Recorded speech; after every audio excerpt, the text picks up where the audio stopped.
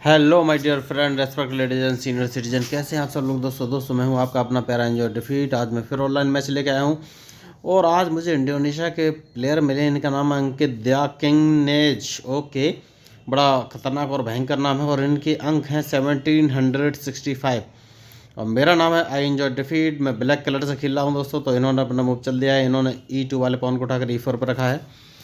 तो मैं अपना मूव चल देता हूँ जो कि ग्रीन कलर का टिक आपको दिखाई दे रहा है। मैं E7 से अपने पॉन को उठाकर E6 पर रख देता हूँ। मुझे देखना है ये कौन सा मूव चलेंगे। ओके, इन्होंने बढ़िया मूव चला है। इन्होंने F2 पोजीशन का पॉन उठाकर F4 पर रखा है। तो ये बढ़िया मूव होता है दोस्तों।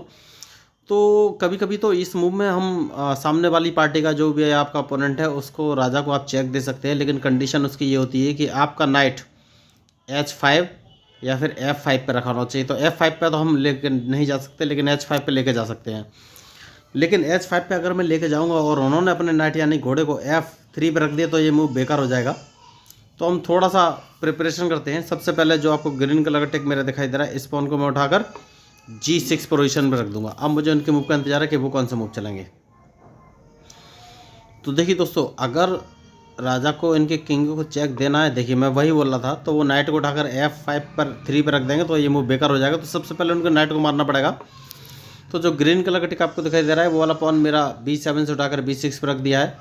और मैं अपने नए यूज़र को बता देना चाहता हूँ B7 B6 है क्या। तो देखिए, जो ब्लैक कलर के नीचे जो ABCDEFGH लिखा हुआ दिख रहा है दोस्तों, लेफ्ट राइट से लेफ्ट, तो ये आपके कॉलम को रिप्रेजेंट करता है। कॉलम मतलब नीचे से ऊपर। और जहाँ ग्रीन टिक आपको दिखाई दे रहा है वहाँ पर लेफ्ट साइड में ऊपर से नीचे वाइट से ब्लैक की तरफ 1 2 3 4 5 6 7 8 लगा हुआ दिखाई दे रहा है दोस्तों। ये रॉ को रिप्रेजेंट करता है। रॉ मतलब राइट, लेफ्ट से राइट। तो जहाँ पर ये कॉलम और रॉ एक दूसरे को काटते हैं दोस्तों, वो उसको स्क्वायर से रिप्रेजेंट करते हैं और उसका ही नोमेक्लेचर होता है। जैसे कि अभी देखिए, जो ग्रीन कलर का टिक आपको दिख रहा है जो कि मेरा बिशप है यानी कि ऊँट, वो C कॉलम में रखा हुआ है दोस्तों, ठीक है। और इसकी 8 रो है तो इसको C8 पोजीशन पढ़ेंगे। अब मैं उसको उठाकर B कॉलम की 7th रो में रखूँगा तो उसको B7 पोजीशन पढ़ेंगे। तो ये होता है स्क्वायर का रिप्रेजेंटेशन।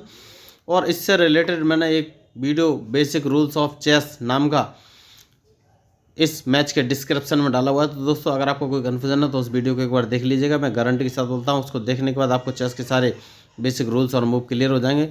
तो दोस्तों देखिए, अब मैं एक काम कर सकता हूँ और वो काम ये है कि अपने नाइट को उठाकर मैं F6 पोजीशन पर रखना चाहूँगा। अब मैं देखूँगा कि ये कौन सा मूव चलेंगे।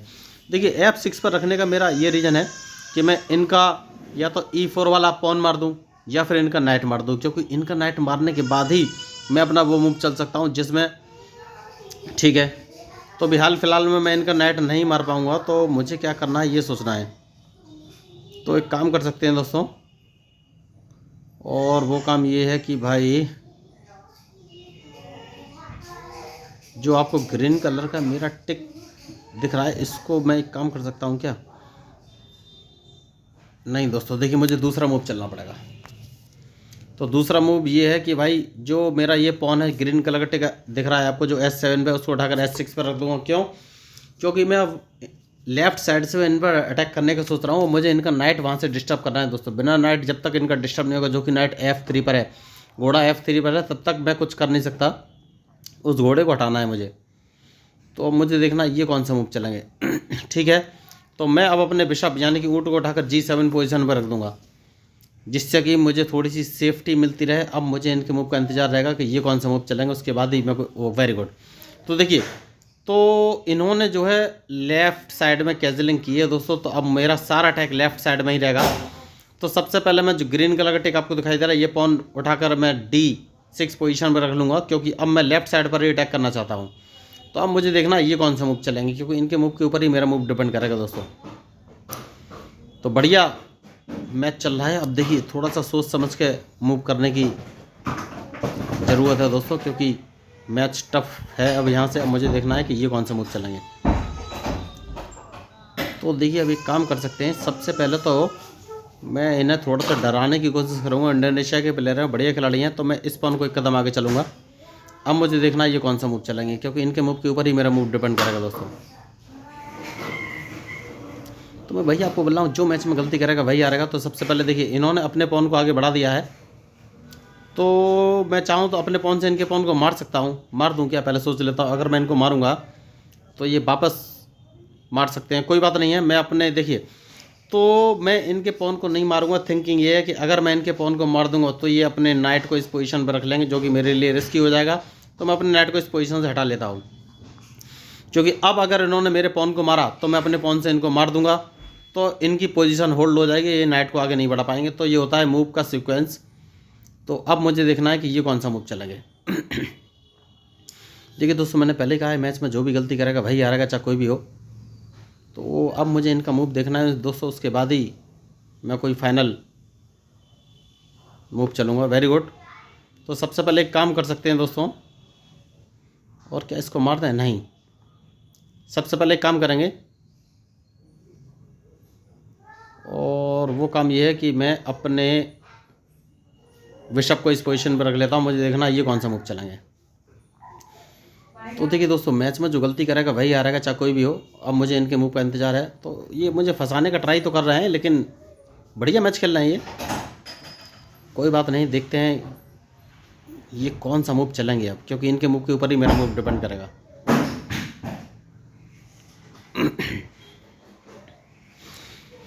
देखिए दोस्तों, क्या मुझे इनकी नाइट को मार देना चाहिए, ये मुझे सोचना है बस।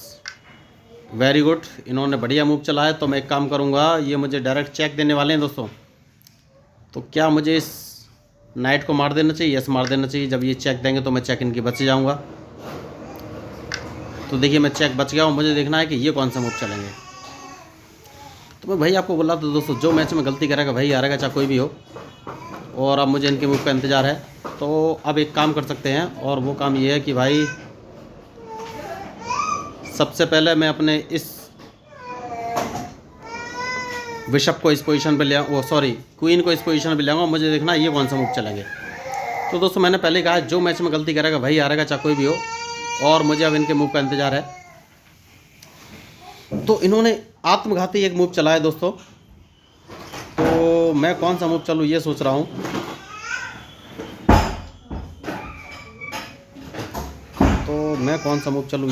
दोस्तों देखिए, मुझे थोड़ा सोचना पड़ेगा, कंडीशन क्रिटिकल होने वाली है।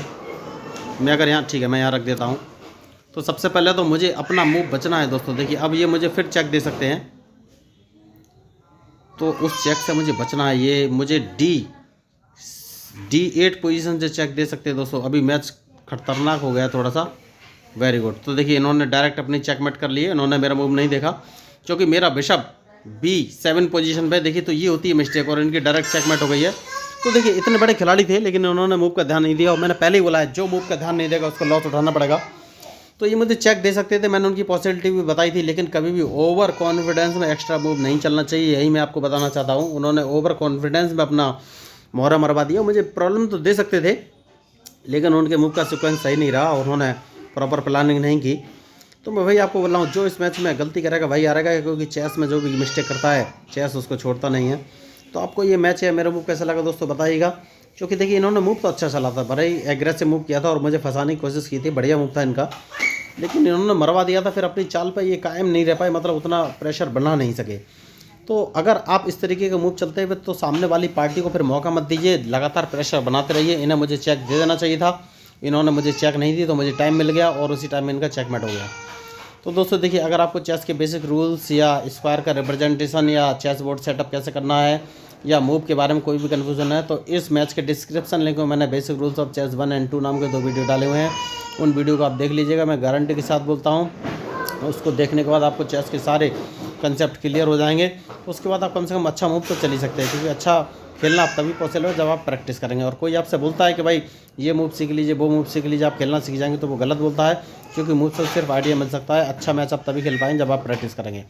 और दोस्तों कोई आपसे बोलता है कि भाई इतने पैसे दे दीजिए और मैं आपको ये बैच ज्वाइन करके चेस खेलना सीख लीजिए, दोस्तों बिल्कुल पैसा खर्च करने की ज़रूरत नहीं। सिंपली मेरा यूट्यूब चैनल फ्री में सब्सक्राइब करके मुझसे जुड़ जाइए, और मैं आपको फ्री ऑफ कॉस्ट चेस खेलना सिखा दूँगा, इस बात की पक्की गारंटी है।